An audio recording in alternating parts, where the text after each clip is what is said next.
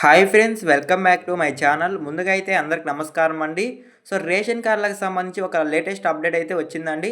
So ఎవరైతే కొత్త ration card కావాలని దరఖాస్తు చేసుకొని ఉంటారో, అలానే పాత రేషన్ కార్డ్ నుంచి కొత్త రేషన్ కార్డ్కి స్లిప్ అయ్యి ఉంటారో వాళ్ళకైతే ఒక గుడ్ న్యూస్ అండి.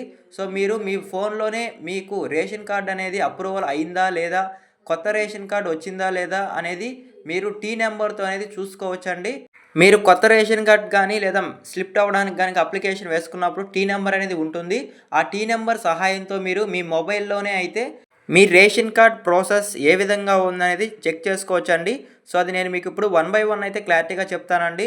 సో ఎవరికైతే రేషన్ కార్డ్ అప్రూవల్ అయ్యి కొత్త రేషన్ కార్డ్ కొరకు దరఖాస్తు చేసుకున్న వాళ్ళకి రేస్ కార్డ్ నెంబర్ కనుక వచ్చినట్లయితే వాళ్ళకి నెక్స్ట్ మంత్ నుంచి రేషన్ వచ్చే అవకాశం ఉందని కూడా సమాచారం అయితే రావడం జరిగింది.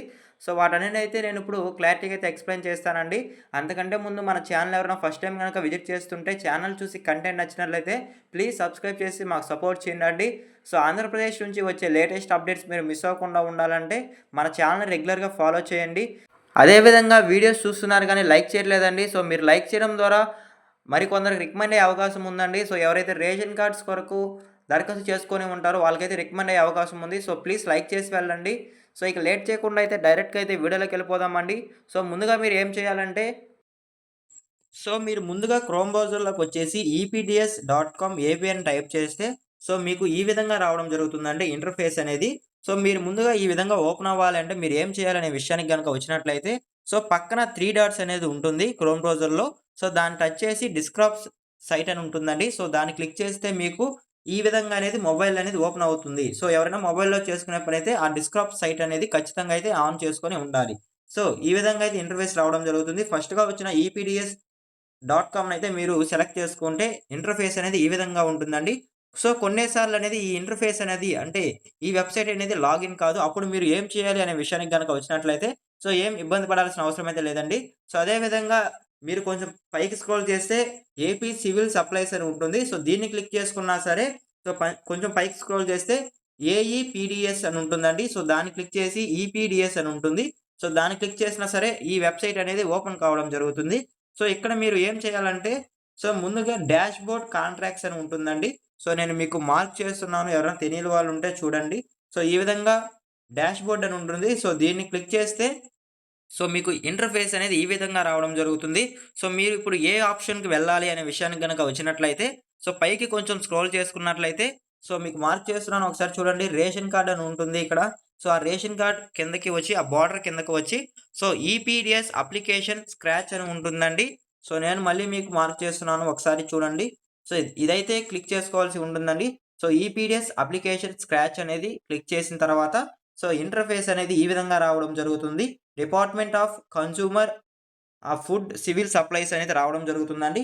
సో ఇక్కడ మీరు ఏం చేయాలంటే, సో ముందుగా చూసుకున్నట్లయితే ఎంటర్ అప్లికేషన్ ఐడీ. సో ఇక్కడ మీరు ఏం ఎంటర్ చేయాలనే విషయానికి గనక వచ్చినట్లయితే, సో మీరు అప్లై చేసుకున్నప్పుడు కొత్త రేషన్ కార్డ్‌కి గాని, లేదా పాత రేషన్ కార్డ్ నుంచి కొత్త రేషన్ కార్డ్‌కి షిఫ్ట్ అవ్వాలి అనే ఆప్షన్ గనక మీరు చేసుకొని గనక ఉండినట్లయితే, సో అక్కడైతే టీ నంబర్ అనేది ఉంటుందండి. సో టీ నంబర్ అనేది ఇవ్వడం జరుగుతుంది. సో ఆ టీ నంబర్ అనేది ఎంటర్ అప్లికేషన్ ఐడీ దగ్గరైతే ఎంటర్ చేయాల్సి ఉంటుంది. సో ఇక్కడైతే రిఫ్రెష్ దగ్గరైతే ఒక కోడ్ అనేది రావడం జరుగుతుందండి. సో ఎంటర్ ద క్యాప్చా దగ్గరైతే ఇది మీరు ఎంటర్ చేయాల్సి ఉంటుంది. సో ఎంటర్ చేసిన తర్వాత అయితే ఇమే ఒక ఫార్మ్ అనేది రావడం జరుగుతుందండి. సో నేనది మీకు చూపియలేను. ఎందుకంటే యూట్యూబ్ సెక్యూరిటీ అనేది ఉంటుందండి. సో వాళ్ళు రిమూవ్ అనేది చేయొచ్చు. ఈ టీ నంబర్ అవన్నీ రివీల్ చేస్తే. అందుకని నేను ముందుగానే స్క్రీన్‌షాట్ అనేది తీసుకున్నానండి. సో అది నేను మీకు చూపిస్తాను. ఒకసారి చూడండి. సో ఈ విధంగా అయితే మీరు ఇది ఫిల్ చేయాల్సి ఉంటుందండి. సో మీకు క్లారిటీగా అయితే అర్థమైందనుకుంటున్నాను. సో ఇక్కడ టీ నంబర్ ఇచ్చిన తర్వాత మీకు ఏ విధంగా ఓపెన్ అవుతుందనేది నేను ఇప్పుడు మీకు చెప్తాను. సో మీరు స్క్రీన్ పైన చూస్తున్నారు కదా! టీ నంబర్ ఇచ్చిన తర్వాత అయితే ఈ విధంగా అయితే రావడం జరుగుతుందండి. సో ఈ విధంగా వచ్చిన తర్వాత ఆడ ఏముందంటే, సో వాళ్ళకి సంబంధించి మండలం ఉంటుంది. అలానే వాళ్ళ యొక్క షాప్ అంటే రేషన్ షాప్ యొక్క నంబర్ ఉంటుంది. అప్లికేషన్ ఐడీ అలానే రేషన్ కార్డ్ నంబర్ అనేది ఉంటుందండి. సో పక్కన వాళ్ళు దేనికి ఏ కేటగిరీకి అప్లికేషన్ వేసుకున్నారు అంటే పాత రేషన్ కార్డ్ నుంచి కొత్త రేషన్ కార్డ్‌కి దరఖాస్తు చేసుకున్నారా? లేదా కొత్త రేషన్ కార్డ్ కావాలి అని దరఖాస్తు చేసుకున్నారనేది అక్కడ ఉంటుందండి. వాళ్ళైతే మెంబర్ యాడింగ్ కోసం అయితే దరఖాస్తు అనేది చేసుకున్నారండి. సో వాళ్ళకి అప్రూవల్ అనేది కూడా రావడం జరిగింది. కాకపోతే స్టేటస్ అనేది ఏ విధంగా వచ్చిందంటే, so digital sign completed card issue pending అనేది రావడం జరిగిందండి. సో, డిజిటల్ సైన్ అనేది కంప్లీట్ అయిపోయింది. కార్డ్ ఇష్యూ పెండింగ్ అనేది రావడం జరిగింది. సో, అది ఎందుకు రావడం జరిగిందనేది నేనిప్పుడు మీకు చెప్తానండి. సో, అప్లికేషన్ మెంబర్ డీటెయిల్స్ అంటే ఎవరిని యాడ్ చేసుకోవాలి అనుకుంటున్నారో వాళ్ళ యొక్క డీటెయిల్స్ కూడా రావడం జరిగింది. సో, మీరు కింద మెంబర్ డీటెయిల్స్ గనక వచ్చినట్లయితే అక్కడ ఈకేవైసీ స్టేటస్ అనేది ఉంటుందండి. సో, కొంతమందికి పెండింగ్ అనేది ఉంది. కొంతమందికి సక్సెస్ అని ఉందండి. సో, ముందుగా చూసుకున్నట్లయితే ఆడ రేషన్ కార్డ్‌లో మెంబర్స్ అనేది వాళ్ళు ఉన్నారు. సో, వాళ్ళలో చాలామందయితే పెండింగ్ అనేది ఉందండి ఈకేవైసీ అనేది.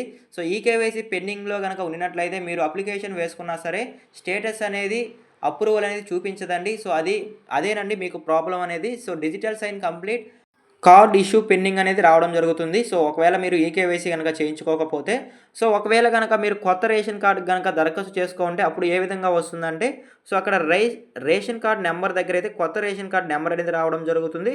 సో, అప్లికేషన్ డిస్క్రిప్షన్ దగ్గరైతే న్యూ రేషన్ కార్డ్ అప్లికేషన్ అనేది రావడం జరుగుతుంది. సో, ఈ విధంగానే వస్తుంది. కాకపోతే అప్లికేషన్ అంటే కొత్తగా రేషన్ కార్డ్ కావాలనుకున్న వాళ్ళకైతే కొత్త రేషన్ కార్డ్ అనేది రావడం జరుగుతుందండి.